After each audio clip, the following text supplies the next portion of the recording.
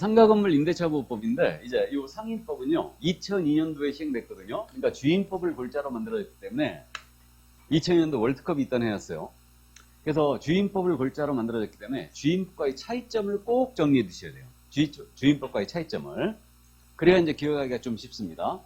그럼 상가건물 임대차보호법은 언제 적용되냐면요. 사업자 등록의 대상이 되는 영업목적 건물의 임대차에 하나 적용합니다. 그럼 사업자 등록이 꼭 돼 있어야 되고요. 영업목적 임대차야 돼요.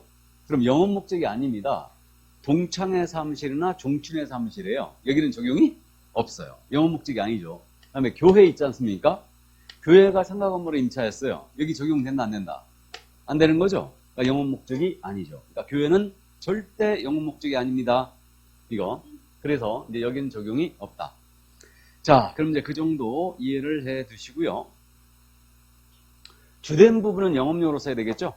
주된 부분은 사업자 등록은 기본적으로 돼 있어야 되고, 그 다음에 채권적 전세, 미등기 전세에도 적용이 그대로 됩니다. 그러나 일시사용 상가임대차는 역시 적용이 없죠. 주임법과 똑같습니다, 지금. 그럼 일시사용 상가임대차라는 게 땡처리 장소 얘기 많이 한다고 그랬죠? 근데 땡처리 장소는 대다수 사업자 등록이 안 돼 있을 가능성이 아주 높아요. 이게 돼 있다 하더라도 일시로 봐야 될 겁니다. 땡처리 장소는 뭐 한두 달 정도 쓴다, 그 정도. 그 다음에 이거는 임차인이 법인인 경우도 적용되는 걸로 보이고 있어요. 국민 경제 생활의 안정을 위한 법이기 때문에 임차인이 법인이어도 적용되는 걸로 보이고 있고, 근데 독특한 게 상임법은 보증금 제한을 적용 범위에 두고 있죠, 지금. 주임법은 보증금 제한이 없었어요. 주임법은 보증금이 30억이 됐든 40억이 됐든 그대로 적용이 됐는데, 이거 상임법은 보증금액이 일정 금액을 지역별로 넘어섰다. 그러면 전면적인 적용이 안 되고 일부만 보호하겠다는 얘기예요. 이게. 그래가지고 이 보증금 제한을 두고 있다는 게 아주 독특한데, 이것도 있잖아요. 보증금 제한을 월세에다가 곱하기 배가에 합산하게 돼 있어요. 이게 환산 보증금이라고 해요. 이게. 더군다나 상가는 월세가 굉장히 세죠. 그러다 보니까 여기다 곱하기 배가에 합산하니까 더 이제 적용되는 상가가 이제 그렇게 많지는 않지만, 어쨌든 보증금 제한을 하고 있다. 그래야 전면적인 적용. 이 금액 내로 와야지만 전면적인 적용이 되고, 이 금액을 넘어서면 일부 규정만 적용합니다. 그럼 보증금 제한 우리는 기억해야 되는데, 이 보증금 제한이 지역별로 일단 서울입니다. 서울은 얼마 이하? 9억 이하야 되고, 그 다음에 서울을 제외한 과밀억제원역은 6억 9천 이하야 돼요. 부산광역시 포함이고요. 그 다음에 광역시입니다. 광역시는 이때 과밀억제원역에 해당하는 광역시는 제외예요. 그럼 과밀억제원역에 해당하는 광역시가 우리 인천광역시를 얘기하는 거죠. 여기고, 그 다음에 광역시는 군지역들은 제외입니다. 이렇게 되고요. 군지역은 기타로 내려가는 거죠. 그럼 광역시는 이제 세종시와 포함해서 5억 4천을 추가하면 안 됩니다. 그 다음 기타 지역은 얼마? 3억 7천이에요. 3억 7천이다. 그럼 우리 여기 서구에 있는 상가임대차였거든요. 그럼 우리 서구는 지금 과밀억제원역이죠. 그러면 만약에 서구에 있는 상가임대차였는데 과밀억제원역에 해당하는 상가임대차 보증금 2억에다가 월세가 500만 원 있었어요. 그러면 이 임차인은 전면적인 적용이 된다 안 된다?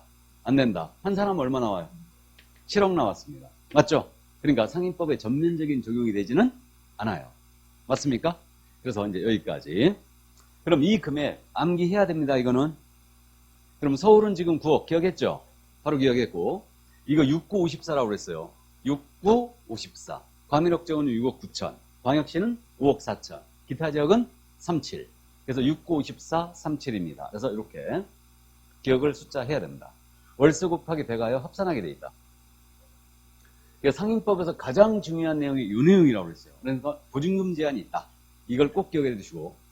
그럼 여기서 있잖아요. 그럼 보증금 제한이 이걸 넘어서면 일부 규정만 적용한다고 그랬죠. 그러니까 그 일부 규정이 뭐냐? 일부 적용되는 규정. 요게 이제 교재 우리 615쪽 맨 밑에 상가건물 임대차보호법의 일부 적용이란 말 나와 있죠. 그래가지고 다음 페이지에 박스 처리가 돼 있지 않습니까? 근데 이거 우리 원장님 쓰는 암기법을 제가 컨닝했다고 그랬죠? 이거.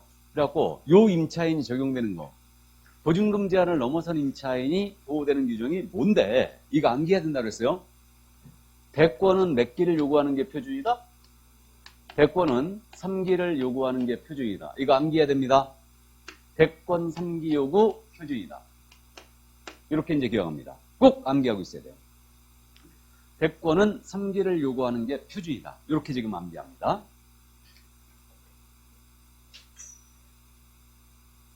그러면요, 우리 여기 서구에서 지금 보증금 2억에다가 월세 500입니다.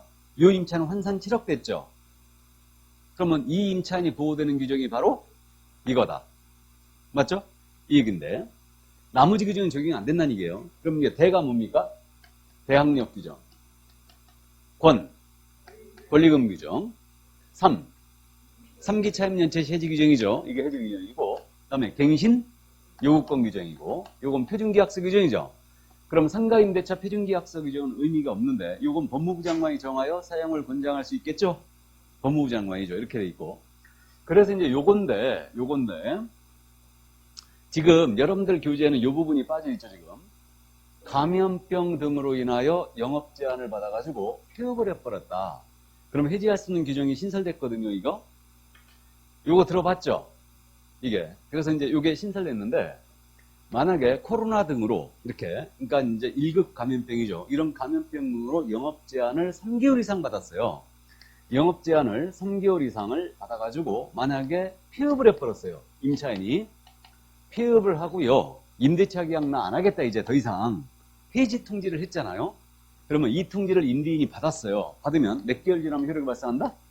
3개월 지나면 효력이 발생합니다. 이렇게. 그래서 결국 그렇게 영업 제한 등으로 영업을 폐업했습니다. 그런 바람에 임차인이 해지를 할 수 있고요. 그러면 해지를 했다. 해지 통지를 해버리면 이때는 임대인이 통지를 받았다. 그럼 3개월 지나면 효력이 발생하는데 이 규정도 보증금에 관계없이 적용을 합니다. 이 규정도. 뒤에 다시 나와요. 해지 규정에 지금 신설된 조문을 그대로 제가 말씀드릴 거니까 일단 들어만 두세요. 그러면 여기 해지 규정에 이 부분이 들어갔다는 얘기죠, 지금. 그러니까 같이 기억합니다. 그래서 3기 차임 연체했을 때 해지, 그다음에 영업 제한 등으로 폐업했을 때 해지, 이 규정도 전국에 있는 상가임차인 모두 보호를 받는다. 그래서 대권 3기 요구 표준 이제 암기가 됐으니까 거꾸로 해보자 이거예요. 그러면 요 임차인이 보호 못 받는 규정이 뭔데? 이겁니다. 보호를 못 받는 규정. 대표적으로 요 임차인이 계약서에 확정일자를 찍은 거예요. 그럼 계약서 확정일자 찍었다 하더라도 요 임차는 상가 경매 넘어왔을 때 우선 변제권을 인정한다 안 한다? 인정하지 않는다. 기억합니다. 우선 변제권 첫 번째 기억하고 있어야 돼요. 우선 변제권은 적용되지 않는다. 보증금 제한을 넘어섰으니까. 이렇게 되고. 그 다음에 이거 증액제한 규정 있죠. 상가도 증액제한이 5%죠 지금. 5% 제한하고 있는데 증액제한 규정에 보호가 된다 안 된다? 되지 않는다. 그럼 요 임차에는 갱신요건은 인정이 되지만 갱신 요구했어요. 임대인은 보증금 확 올려버릴 수 있죠 이거. 1,000만 원 올릴 수도 있죠. 맞죠? 그래서 보증금 제한을 받지, 이거 증액 제한을 받지 않아요. 이거 보호하지 않습니다. 이거. 그래서 이 점 또 이해를 해주시고. 그 다음에 임대차 종료가 된 경우에 임차권 등기명령 신청할 수 있겠나요? 등기명령 신청할 수 없어요. 그러니까 여기 중에는 적용이 안 된다니까 아예. 그래서 등기명령 신청 불가. 다음에 존속기간의 정함의 효과는 존속기간 1년을 본다. 이런 규정은 적용돼야 안 돼요. 이런 것도 적용되지 않아요. 대권 3기 요구 표준에는 아예 적용이 안 됩니다. 맞습니까? 그러니까 이 정도. 그래서 우선 면역권 적용이 안 된다는 거 기본적으로 이해를 꼭 해두셔야 된다 이거. 그래서 여기까지 이해를 해두시고요.